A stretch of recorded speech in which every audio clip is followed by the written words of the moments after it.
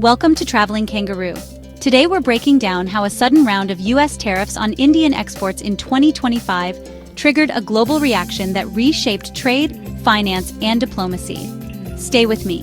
By the end, you'll understand the 10 countries that stepped in, what concrete moves they made, and why this episode could rewrite the rules of world trade. Picture this: factories humming one month, orders drying up the next, millions of dollars in contracts suddenly subject to steep duties. That's what happened when Washington slapped tariffs on a broad range of Indian goods. But this story didn't end in collapse. Instead, 10 nations launched practical measures, not speeches, but real money, logistics, and legal frameworks, to blunt the shock and open new pathways. Start with the big picture. U.S. tariffs hit industries across India: textiles, apparel, electronics, components, even some higher value items tied to defense and aerospace supply chains.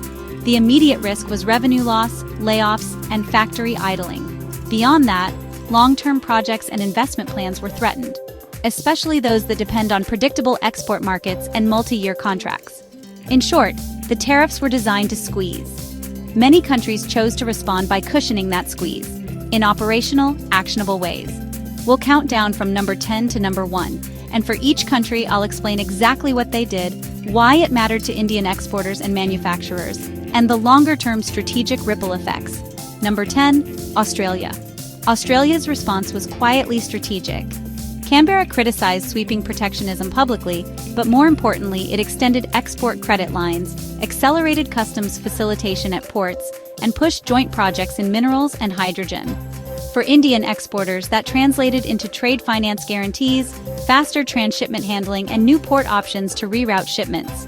Imagine a textile cluster facing a 25–50% U.S. duty. Australian logistics and finance allowed consignments to flow through neutral hubs, buying time and preserving working capital. Politically, Australia showed that security alignment with the U.S. doesn't preclude independent, economically pragmatic action. Number 9, Germany. Berlin approached the crisis with industrial logic.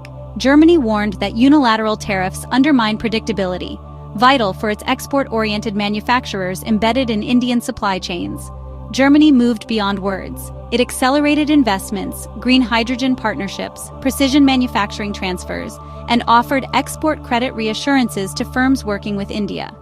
The result? Indian capital goods and automotive suppliers retained access to European buyers and certifications, preventing order cancellations and maintaining production continuity. Germany's stance also empowered the EU to treat this as a systemic problem, not a bilateral spat. Number 8, France. France combined diplomatic firmness with sectoral protection. Paris made sure major defense, aerospace, and civil nuclear contracts remained on track by providing export credit guarantees and contractual reassurances to key firms. These were multi-year, high-value projects where delays would have had cascading technological and budget impacts. By keeping those timelines intact, France preserved vital technology transfers and multi-year procurement plans that would otherwise have been at risk. Number 7, United Kingdom. The UK moved fast to operationalize trade diversification through a comprehensive UK-India trade framework. This deal focused on tariff liberalization across textiles and engineering goods, regulatory cooperation to cut compliance costs, and investment protections. That meant many Indian exporters suddenly regained preferential access to a high-income market, with legal safeguards and procurement avenues. For firms staring at punitive U.S. duties, the UK route was a credible, immediate alternative that reduced pressure to sell at fire sale prices and helped preserve longer-term contracts. Number 6, Japan. Japan's response was capital-intensive and strategic. Tokyo announced a multi-year private sector investment push, roughly 10 trillion yen, targeted at semiconductors, EV components, critical minerals, and advanced manufacturing in India. These weren't symbolic memoranda. These were factory investments, supplier development, long-term purchase agreements, and training programs. That influx of patient capital let India pivot toward higher-value manufacturing, absorb supplier upgrades, and re-anchor regional supply chains across Asia. In effect, Japan offered a structural alternative to reliance on volatile single-market demand. Number 5, United Arab Emirates. The UAE's strength is logistics and re-export capability. With ports, bonded warehouses, and free zone infrastructure, UAE became an immediate operational lifeline. Indian exporters used Emirati hubs to consolidate, repackage, and re-export goods, preserving origin rules where possible and avoiding punitive duties. At the same time, Gulf sovereign and private capital poured into Indian logistics parks and ports to scale alternative routes. For many exporters, the UAE created near-instant relief, storage, new buyer introductions, and breathing space to restructure. Number 4. Brazil. Brazil surprised many by converting solidarity into open market access and finance. Brasilia set up special credit windows, fast-tracked certification and testing, and organized targeted buyer missions. Indian pharmaceuticals, processed foods, and engineering goods found shelf space and industrial buyers across South America. That access provided immediate revenue continuity for small and medium exporters who would otherwise have been squeezed by U.S. duties, giving them cash flow and time to pivot. Number 3. South Africa and the BRICS effect. South Africa helped turn BRICS concerns into action. Trade facilitation measures, alternative financing lines, and expanded intra-bloc market access. More importantly, South Africa helped operationalize payments in local currencies, buyer missions across Africa, and coordinated trade windows. For Indian exporters, this meant new demand pools and reduced dependence on dollar-settled channels. BRICS coordinated actions also raised the diplomatic cost of prolonged unilateral coercion, providing institutional cover for India's diversification push. Number 2. Russia. Russia's role was immediately macroeconomic. Moscow offered discounted energy exports, expanded rupee-ruble settlement discussions, and opened credit lines. That stabilized one of India's biggest vulnerabilities: energy costs. Cheaper, reliable fuel supplies loosened balance of payments pressures and lowered the odds that tariff shocks would cascade into inflation and production stoppages.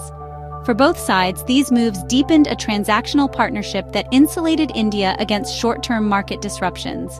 And number 1, China. China's response had the greatest immediate operational effect on Indian factories. Beijing eased logistics for intermediate goods and components, ensured continued flows of inputs, and reduced frictions that could halt production lines. When factories keep receiving components on time, they can pivot to new buyers or reroute outputs without losing production weeks or reputational credibility. That supply continuity dramatically reduced the immediacy of the tariff pain. The flip side is clear. Deeper reliance on Chinese inputs raises strategic concerns about dependency. Still, in the short term, China's commercial levers proved a decisive counterweight to Washington's strategy. So what changed because of these responses? 4 big takeaways. First, operational support beat rhetoric. Cash, credits, ports, and market access mattered more than statements. Second, the shock accelerated structural shifts. Investment pledges, especially from Japan and Germany, pushed India toward higher-value manufacturing. Free trade frameworks like the UK deal created durable alternative demand sources. Third, geopolitical arithmetic shifted. By responding, these nations signaled they would not let unilateral trade coercion go unanswered, and they offered India leverage and institutional alternatives. Fourth, new dependencies emerged. Reliance on alternative hubs and inputs, particularly from China and the UAE, solved immediate problems, but created strategic trade-offs that India will need to manage going forward. What should firms and policymakers learn from this episode? For exporters, diversify markets and secure flexible logistics and finance options before a shock. For policymakers, build bilateral and multilateral legal and financial instruments that can be rapidly deployed: export credits, bonded warehousing, alternative payment corridors, and investment vehicles. For strategists, balance short-term relief with long-term supply chain resilience to avoid swapping one dependency for another. Thanks for sticking with me to the end. If you found this breakdown useful, actionable, or just plain interesting, please subscribe to Traveling Kangaroo, follow us on social media, and visit travelingkangaroo.com for more analyses and resources. See you next time on Traveling Kangaroo.